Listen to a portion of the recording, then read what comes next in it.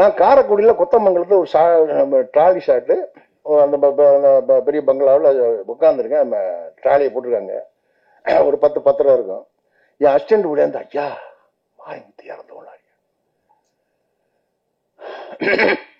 எல்லாருக்கும் வணக்கம். முக்கியமா பத்திரிகை ஊடக நண்பர்களுக்கு என்னுடைய பணிவான வணக்கம்.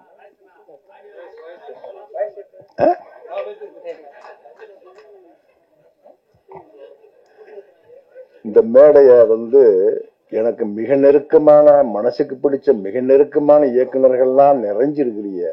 எத்த இசை வெளியீட்டு விழாவில் இத்தனை இயக்குநர்கள் இப்படிப்பட்ட ஆட்கள் உட்கார்றது அறிவு.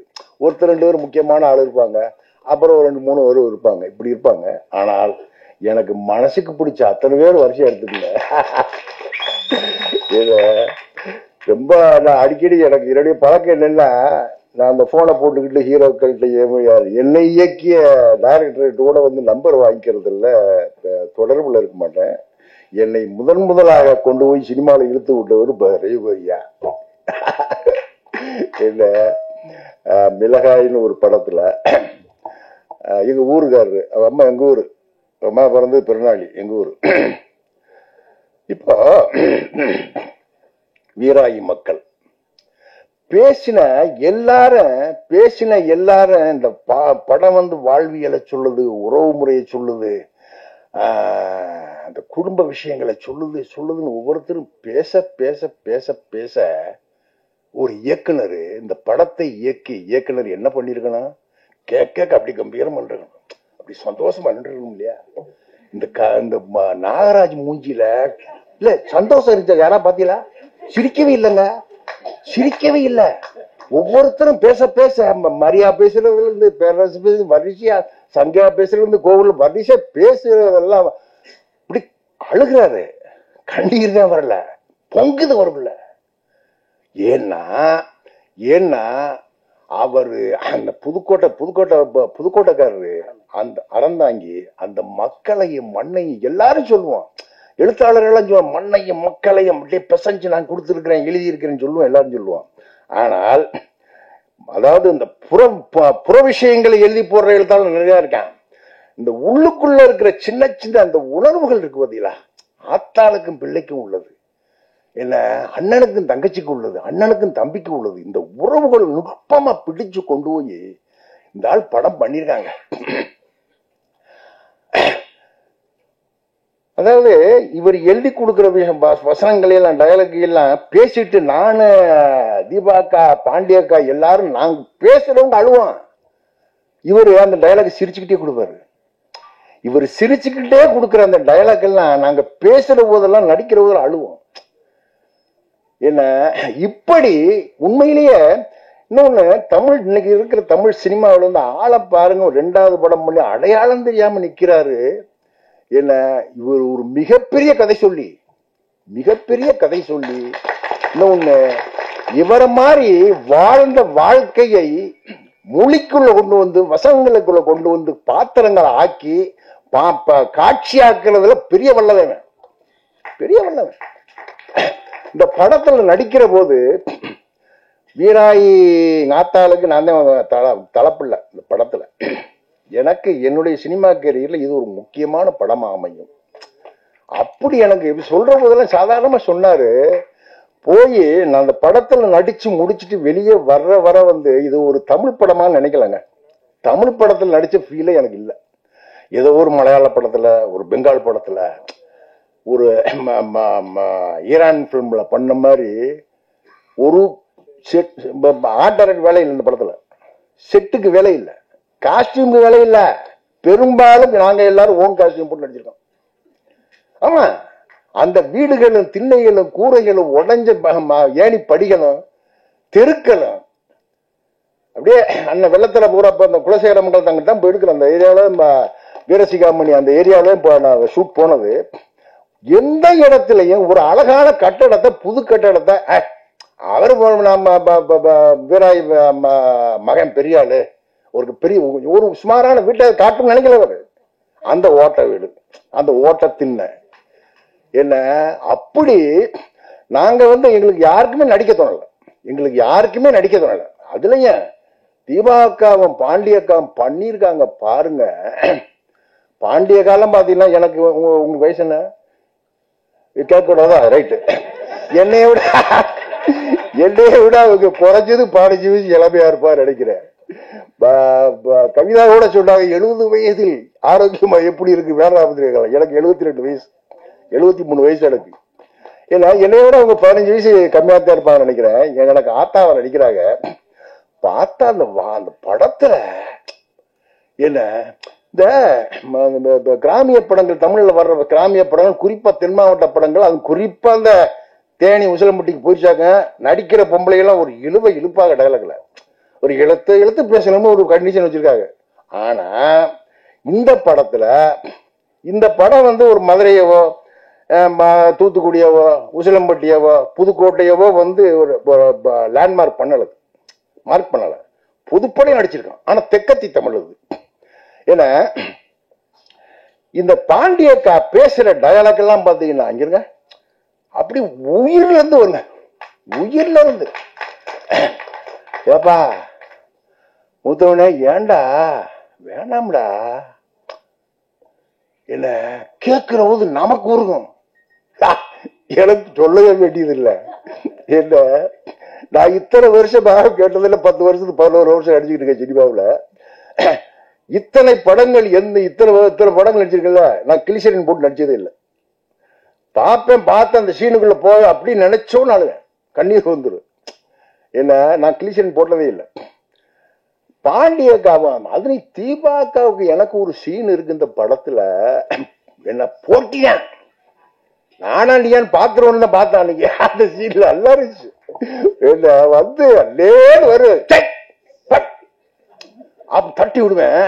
என்ன அப்படி ஒரு சீன் நானு சும்மா தீபாக்காவும் பாண்டியக்காவும் பேசி பெருமைப்பட்டுக்கிற விஷயம் இல்லது. நாகராஜ் என்ன அப்படி ஒரு அற்புதமான ஒரு கதைக்காரன், வசனகர்த்தா, வாழ்க்கைய தெரிஞ்சவன், வாழ்க்கைய எழுத்துல கொண்டாந்து காட்சிப்படுத்தி படமாக்கணும். அப்படி ஒரு பெரிய வாய்ப்பை நாகராஜ் பண்ணியிருக்காரு. இது உண்மையிலே இது இன்னொரு தமிழ்ல வந்த மாயாண்டி குடும்பத்தார் போல் ஒரு சில படங்களில் வீராயி மக்கள் உறுதியா இருக்கும். தமிழ்ல வந்த கிராமிய வாழ்க்கையை சொன்ன நல்ல படங்களில் நிச்சயமா வீராயி மக்கள் ஒரு படமா இருக்கும். அப்படி பங்கெடுத்துக்கிட்ட அத்தனை நடிகர் நடிகைகளுக்கும் எல்லாருக்கும் ஆர்டிஸ்டுகளுக்கு எல்லாம் அப்படி ஒரு வாய்ப்பை கொடுத்து, இன்னொன்னு அவர் ஒரு இயக்குனராக நடக்க மாட்டாரு. என்னமோ கூட பிறந்த தம்பி மாதிரி. என்ன பெரிய வசதிகளையும் யாரும் இன்னொன்னு நான் சொல்ல மறந்துட்டேன். எனக்கு தம்பியா மாரிமுத்து நடிச்சிருக்காரு. வீரசிகாமணிங்கிற ஊர்ல ஒரு ஹோட்டல்ல தங்கியிருக்காரு. 2 பேரும் ஒரே ஹோட்டல், ஏத்து ரூமு. ஒரு கார்ல தான் டெய்லி ஷூட் போவோம். ஒரு கார்ல நான் முன்னாடி இருப்பேன், பின்னாடி இருப்பேன். டெய்லி அதெல்லாம் போயிட்டு வருவோம். ஒண்ணும் மண்ணா இருக்கும். படத்துலயும் பாத்தீங்கன்னா அண்ணன் தம்பி இருக்கும். அண்ணன் தம்பி என்ன எங்க ஆத்தா செத்து கொண்டு போய் புதைச்ச சுடுகாட்டுல போய் நான் அவரை விட்டுருக்க மாட்டேன் வீட்டுக்குள்ள, கேதகார வீட்டுக்குள்ள. எனக்கு தெரியாம பின்னாடி போய் இந்த புதைச்ச புதகுழியில அந்த புதமேட்டுல கம்மாயில விழுந்து மாரிமுத்து ஆடுவார்.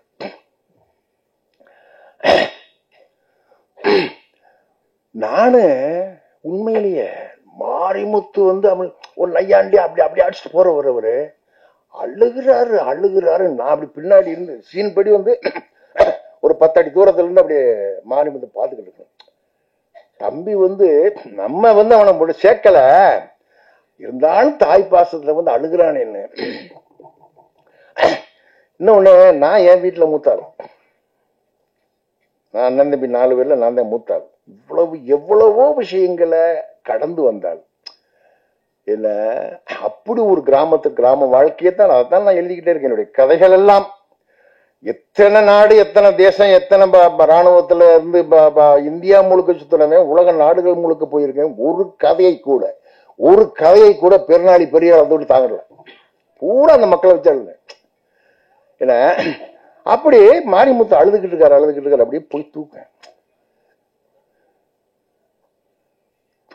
தூக்கு வேற 2 பேரும் அழுவோம். இந்த மாரிமுத்து நானும் நடிச்சுட்டு செப்டம்பர் 4ஆம் தேதி செப்டம்பர் 5ஆம் தேதி நான் முடிச்சுட்டு காரைக்குடி ஷூட் போறேன். நேரம் நான் அங்கே வீரசியாமல் இருந்து மறுநாள் 5ஆம் தேதி 6ஆம் தேதி முடிச்சுட்டு மாரிமுத்து சென்னை வர்றாரு. நான் காரைக்குடியில கொத்தமங்கலத்துல ஒரு ட்ராலி ஷாட்டு அந்த பெரிய பங்களாவில் உட்காந்துருக்கேன். ட்ராலியை போட்டிருக்காங்க. ஒரு 10 இருக்கும். என் அசிஸ்டன்ட் கூட அந்த ஐயா மாரிமுத்து இறந்தவனாங்க. 2 பேரும் நாங்க ஒரு நடிச்சு சந்திச்சு ஒரு 8 மாசம் 10 மாசம் 1 வருஷம் ஆயிருந்தா பெருசா தெரிஞ்சிருக்காது எனக்கு. நேத்து முந்தா நாள் ஒண்ணு மண்ணா இருந்துட்டு இப்ப ஒன்னா புரோட்டா கடையில வைத்துன்னு ஒன்னா டீ குடிச்சிட்டு ஒன்னா கொட்டை மொச்சப்பயத்தை வைத்துன்னு விட்டு இல்ல இங்கேயும் ஒண்ணு மண்ணா அண்ணன் தம்பின்னு அழுது தவிச்சு நடிச்சுட்டு போய் 2ஆவது நாள் 8ஆம் தேதி இறந்தவனாரு. கரெக்டான் ஆக்சிடென்ட். எனக்கு உயிரே போயிடுச்சு. எனக்கு டயலாக் வருது இல்லை. ஷார்ட் ஆக்ஷன் டயலாக் வரல. அப்படி என்னுடைய அருமை நண்பர் அவருடைய சாவு தமிழகத்தையே உலுக்கியது. அந்த சாவு என்ன ரொம்ப உலுக்கிடுச்சு. அவரு மாரிமுத்தோட இன்னொன்னு மாரிமுத்து நடிச்ச கடைசி திரைப்படம் தான். முடிச்சுட்டு வந்தாரு, டப்பிங் பண்ணாரு, எதிர்நீச்சல் டப்பிங் பண்ணாரு, இறந்துட்டாரு. என்ன அவர் ஒரு அற்புதமான நடிகன். அவருடைய பங்களிப்பு எல்லாம். இன்னொன்னு எப்படித்தான் இந்த நாகராஜ் எப்படித்தான் திட்டம் போட்டாருன்னு தெரியல. கரெக்டா அந்த கேரக்டருக்கு ஏத்த ஆர்டிஸ்ட் பிடிச்சு போட்டாரு. அப்படி பிடிச்சு போட்டுருக்காரு எல்லா பேரும். செந்தி இருக்காங்களா? போயிட்டாங்களா? செந்தி எல்லாம் தீயா இங்க போயிட்டாங்களா? அப்படியா? மாரிமுத்தோட ஒய்ஃபா செந்தி நடிப்பாங்க பாருங்க. அந்த குடும்பத்தை கலைச்சு விடுற பொம்பளை. ஆமா, பார்த்தா உண்மையிலேயே எனக்கெல்லாம் அவ்வளவு உண்மை சினிமா கோவம் வராது, உண்மையான கோவம் வருது. அப்படி பேசுறது என்ன. அப்படி எல்லாரும் வாழ்ந்திருக்காங்க. நானும் அதுல இருக்கிற முக்கியமான கதாபாத்திரமா. அப்புறம் ப்ரொடியூசரு இந்த படத்தின் ஹீரோ சுரேஷ் நந்தா கோயம்புத்தூர்காரு. அவர் மூஞ்சிய பாருங்க, கோயம்புத்தூர்கார் மாதிரி இருக்காரு, எங்க ராமநாதக்காரர் மாதிரி இருக்காரு. அப்படியே எங்க முதுகுளத்தூர் கம்பளிக்காரர் மாதிரி இருக்காரு மூஞ்சி. நம்ம நாட்டு மூஞ்சி, நம்ம ஊருக்கு ஏத்த அந்த ஃபேஸ். என்ன அவர் இந்த ட்ரெய்லர்ல பார்த்திருப்பேன், காதலிச்சுக்கிட்டு தர்றாருல ஒரு சாங்ல. இந்த காதல் தான் நாங்கெல்லாம் காதலிச்சோம். கிராமத்து காதல் அதானே. அந்த இதுல பாருங்க நீங்க, இப்படியே 2 பேரும் அந்த ஹீரோ அந்த பொண்ணு இல்லையா இல்ல 2 பேரும் எப்படி போய்கிட்டே இருக்காங்க, நடந்துகிட்டே இருக்க எப்படி இருக்காங்க. எந்த இடத்துலயும் தொடல. ஒரு இடத்துல அப்படி தொடுவ பாரு சல்லுன்னு இந்த நாக பாம்பு சல்லுன்னு திரும்பும். அது வரை சிரிச்சுக்கிட்டே கூடமாட அலைஞ்சுக்கிட்டே தெரியுது, காதலிச்சுக்கிட்டே தெரியுது. இப்படி தொட்டவொன்னு அப்படி பாம்பு மாதிரி சீரும். அதுதான் கிராமத்துக்காக. இல்ல இத எப்படி நாகராஜ் வச்சிருக்காரு பத்தியா, இத எப்படி பண்ணிருக்காரு பத்தியா சுரேஷ். அவருக்கு மிகப்பெரிய எதிர்காலம் இருக்கு. எல்லாவற்றுக்கும் மேலாக உங்ககிட்ட தான் இருக்கு இப்படிப்பட்ட படங்களை. என்ன இது மாதிரி ஆர்டிஸ்டுகளை, இயக்குனரை என்ன நீங்க தான் கொண்டு போய் மக்கள் மத்தியில கொண்டு போய் பெரிய வெற்றியை பெற்றுத்தரணும். இந்த விழாவுக்கு நான் ஆக்சுவலா மறந்துட்டேன், மதுரையில இருந்தேன். தேதி வேற ஒரு என் பேத்தி கல்யாண வேலையில் போயிட்டு இருக்கு. அதுக்காக அலைஞ்சுக்கிட்டே தெரிஞ்சவன் 18 17 19 20 ஞாபகம் இல்லை எனக்கு. காலையில தான் போன் வருது ஐயா அப்படின்னு. அப்புறம் நம்ம 4 மணி பிள்ளைகிட்ட பிடிச்சி ஓடியாந்தேன் நான். ஏன்னா மிகப்பெரிய சந்தோஷம். இந்த படம், இந்த சந்தோஷம் இந்த படம் பெற வெற்றியில இருக்கணும். அதற்கு உங்க ஒத்துழைப்பு எல்லாம் வேணும். உங்களுடைய வாழ்த்துக்களும் அன்பும் வேணும். எல்லோருக்கும் நன்றி, வணக்கம்.